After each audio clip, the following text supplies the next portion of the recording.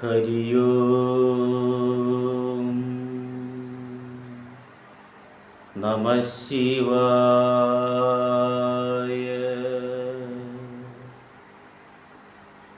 എല്ലാ സനാതന സാരഥികൾക്കും ശ്രീ ശങ്കര ഡിവോഷണൽ സെഗ്മെൻറ്റിലേക്ക്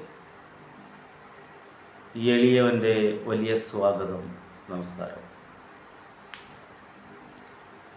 ഇന്ന് ഞാൻ നിങ്ങളുമായി സംവാദം ചെയ്യാൻ ആഗ്രഹിക്കുന്ന വിഷയം ഘണ്ടാകർണ മഹാമന്ത്രം.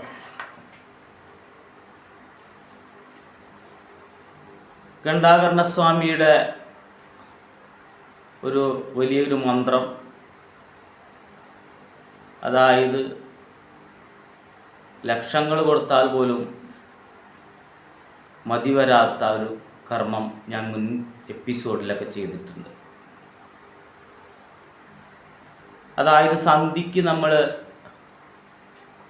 അടിച്ചുവാരി തുടച്ചതിന് ശേഷം ഒരു ഗ്ലാസ് വെള്ളത്തിലേക്ക് ഒരു നുള്ളു ഭസ്മം ജപിച്ചുകൊണ്ട് ഓം ഘണ്ടാകർണ, ഐം ഘണ്ടാകർണ, ക്ലീം ഘണ്ടാകർണ, ശ്രീം ഘണ്ടാകർണ, പ്രകൃതി മറഞ്ഞവനെ നീ എനിക്ക് വശമായിരുന്ന് സർവശോക രോഗങ്ങളെ അടക്കി, പ്രേത പിശാചുക്കളെ അടക്കി, എടുത്ത രോഗം ശമിപ്പിച്ചു പോകാമെന്നൊരു മന്ത്രം ഞാൻ മുൻ എപ്പിസോഡിലിട്ടിട്ടുണ്ട്. അതൊക്കെ നിത്യം നിങ്ങൾ ചെയ്താൽ അതിൻ്റെ മാറ്റം നിങ്ങൾക്ക് വരും, ഒരു സംശയം വേണ്ട.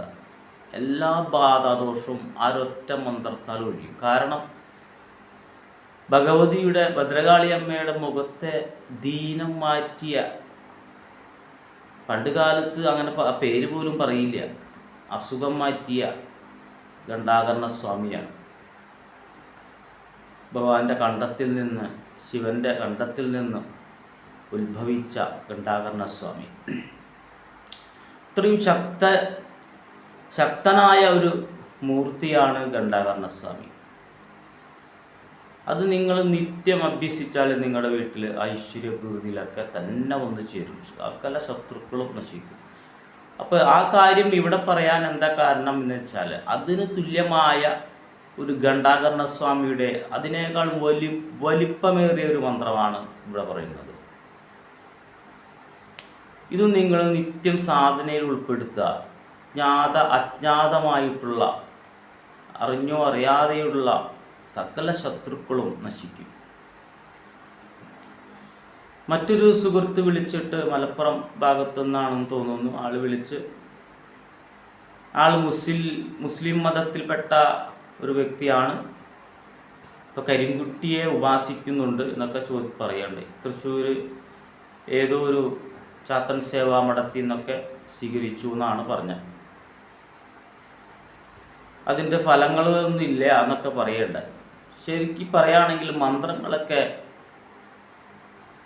നമ്മൾ ഗുരുവിൽ നിന്ന്, ആചാര്യന് തുല്യനായ ഒരാളിൽ നിന്ന് വാങ്ങണം എന്നാണ് പറയുക. വാങ്ങിച്ചതിന് ശേഷം സാധകം ചെയ്യണം. ഇദ്ദേഹം ഇപ്പം എന്താണെന്നുണ്ടെങ്കിൽ മുസ്ലിം മതം ഉപേക്ഷിച്ചിട്ടില്ല, ഹിന്ദു മതം സ്വീകരിച്ചിട്ടില്ല, എങ്ങനെയൊക്കെ പോകും. അപ്പോൾ ദൈവങ്ങൾക്ക് ജാതി മതം ഇല്ല എന്നുണ്ടെങ്കിലും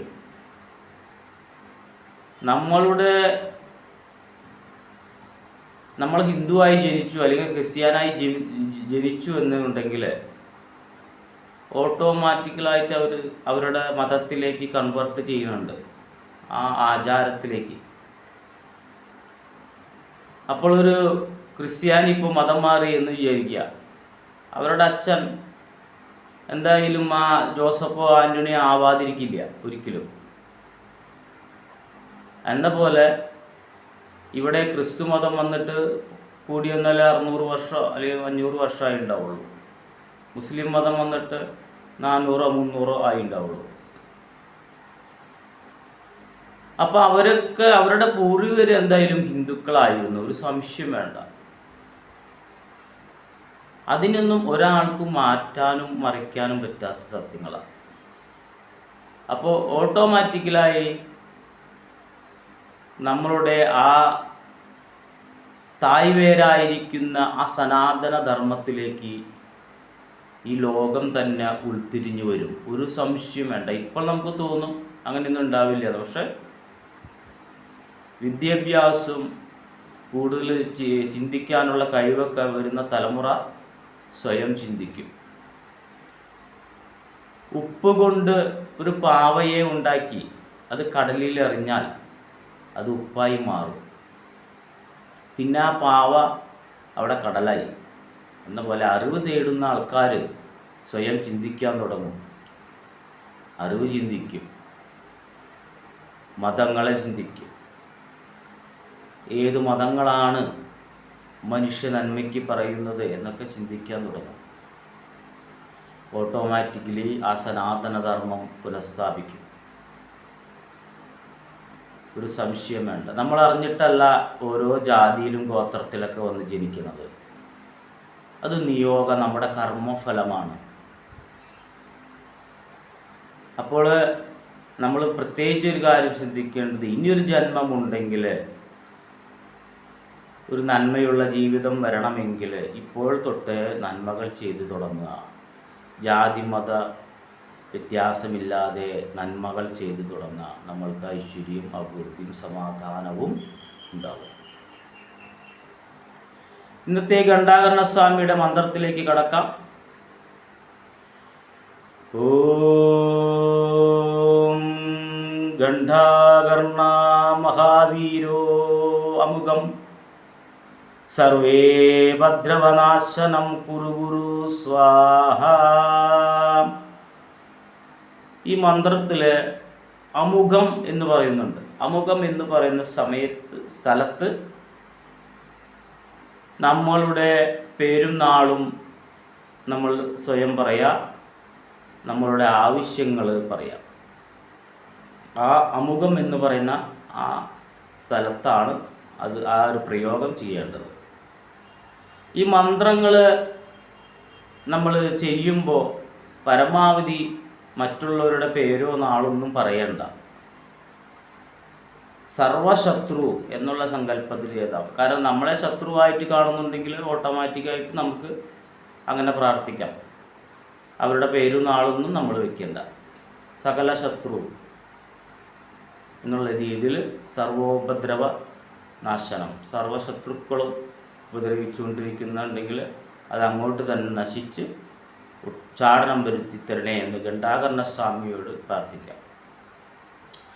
ഇനി ഈ മന്ത്രം എങ്ങനെ ചെയ്യണം എന്നുണ്ടെങ്കിൽ 1,00,000 ജപിച്ചിരിക്കണം. 1,00,000 ജപിച്ചാൽ തന്നെ നിങ്ങളുടെ ശത്രുക്കൾ നശിക്കുന്നതായിട്ടുള്ള വാർത്തകൾ നിങ്ങൾ കേൾക്കാൻ തുടങ്ങും. അതിനുശേഷം നിത്യവും 8 ഉരു ഈ മന്ത്രം സാധന ചെയ്തുകൊണ്ടിരിക്കുക. അതിനുശേഷം നമ്മൾക്ക് പ്രത്യേകിച്ച് എന്തെങ്കിലും ഒരു ആവശ്യം, അല്ലെങ്കിൽ ഇത്രയും കൂടി ദുരിതങ്ങൾ കാണുന്നുണ്ട്, അല്ലെങ്കിൽ തടസ്സങ്ങൾ കാണുന്നുണ്ട് എന്നുണ്ടെങ്കിൽ മാത്രം ഒരു വിളക്ക് കത്തിച്ച് വെച്ച് അത് ഘണ്ടാകർണ സ്വാമിയാണെന്ന് സങ്കല്പിച്ച് പഞ്ചാലങ്കാരം പൂജിച്ചതിന് ശേഷം വിളക്കിന് മുന്നിലായി ഒരു തളികയിൽ ഗുരുതി കൂട്ടി നമ്മുടെ വീടിന് ചുറ്റുമുള്ള 4 അതിരുകളിൽ നിന്ന് മണ്ണും ഒക്കെ എടുത്ത് ആ നാളികേരത്തിന് മുകളിൽ 5 തിരി കത്തിച്ച് വെച്ച് നമ്മുടെ പൂജാമുറിയും വീട്ടിലുള്ള അംഗങ്ങളെ എല്ലാവരെയും 8 തവണ ഒഴിഞ്ഞ് ഒരു കാഞ്ഞിരത്തിൻ്റെ ഇല എടുക്കണം. കാഞ്ഞിരത്തിൻ്റെ ഇലയിൽ ആ ഇല എടുത്ത് ഗുരുതിയിൽ വയ്ക്കണം. എന്നിട്ട് അതിന് മീതെ നാളികേരം തെക്കോട്ട് കണ്ണു വരത്തക്ക രീതിയിൽ വയ്ക്കുക. അതിനുശേഷം 64 തിരി നനച്ച് ഓരോ തിരിയും കത്തിച്ച് അരിയും എള്ളും പൂവും കൂട്ടി കൈപ്പിടിച്ച്, തുളസി വേണ്ട ബാക്കിയുള്ള പുഷ്പങ്ങളൊക്കെ കൈപ്പിടിച്ച് ഓരോ പ്രാവശ്യവും മന്ത്രം ചൊല്ലി ഈ നാളികേരത്തിലേക്ക് സമർപ്പിക്കുക. അങ്ങനെ 64 തിരിയും സമർപ്പിച്ചതിന് ശേഷം നമ്മുടെ ബാധാദോഷങ്ങളും ദുരിതങ്ങളും ബന്ധനങ്ങളും തീർത്തു തരണേന്ന് ഘണ്ടാകർണസ്വാമിയോട് പ്രാർത്ഥിച്ച് ഇത് രാത്രി 7 മണിക്ക് ശേഷമാണ് ഈ കർമ്മം ചെയ്യാൻ പാടുള്ളൂ. അതങ്ങനെ തന്നെ കർമ്മം കഴിഞ്ഞിട്ട് അങ്ങനെ വയ്ക്കുക. പിറ്റേ ദിവസം രാവിലെ അല്ലെങ്കിൽ അന്ന് തന്നെ ചെയ്യണമെങ്കിൽ അന്ന് ചെയ്യാം, സൗകര്യം ഉണ്ടെങ്കിൽ. ക്ഷമിക്കണം. പിറ്റേ ദിവസം കാലത്ത് ഒഴുക്കുള്ള വെള്ളത്തിൽ ആ നദിയുടെ കരയ്ക്ക് ചെന്നിട്ട് ഈ നാളികേരം വെട്ടി ഈ ഗുരുതിയിലേക്ക് തന്നെ സമർപ്പിച്ച് നാളികേരമുറി രണ്ടും കയ്യിലെടുത്ത് ഒന്നിടത്തോട്ടും വലത് കയ്യിലുള്ള നാളികേരം ഇടത്തോട്ടും ഇടത് കയ്യിലുള്ള നാളികേരം വലത്തോട്ടുമായി നദിയിലേക്ക് എറിയാം. ശേഷം ഈ ഗുരുതി വെള്ളത്തിലേക്ക് തർപ്പണം ചെയ്തിട്ട് തിരിഞ്ഞു നോക്കാതെ പോവുക. എല്ലാ ബന്ധനങ്ങളും ദൃഷ്ടിദോഷങ്ങളും കെട്ടുമുട്ടു ബന്ധനങ്ങളും കണ്ണേറുദോഷങ്ങളും പ്രാക്കുദോഷങ്ങളും ഭഗവാൻ ഘണ്ടാകർണസ്വാമിയുടെ ഈ മന്ത്രക്രിയ തീരും. ഗുരുവിനാണേ അച്ഛനാണ് സത്യം. ഇത് അച്ചട്ട കർമ്മം. ഏതൊരു സാധാരണക്കാരനും ചെയ്യാൻ പറ്റുന്ന ക്രിയാ പദ്ധതിയാണ് ഞാൻ എൻ്റെ എല്ലാ എപ്പിസോഡിലും പ്രതിപാദിക്കുന്നത്. അത് നിങ്ങൾക്ക് വലുതാണെന്ന് തോന്നുന്നുവെങ്കിൽ അടിയൻ്റെ ഈ എളിയ ചാനൽ സബ്സ്ക്രൈബ് ചെയ്യണമെന്ന് അപേക്ഷിച്ചുകൊണ്ട് നിർത്തുന്നു. എല്ലാവരെയും പരദേവത അനുഗ്രഹിക്കുമാറാകട്ടെ എന്ന് പ്രാർത്ഥിച്ചുകൊണ്ട് നിർത്തുന്നു. ഹരിയോം നമഃ ശിവായ.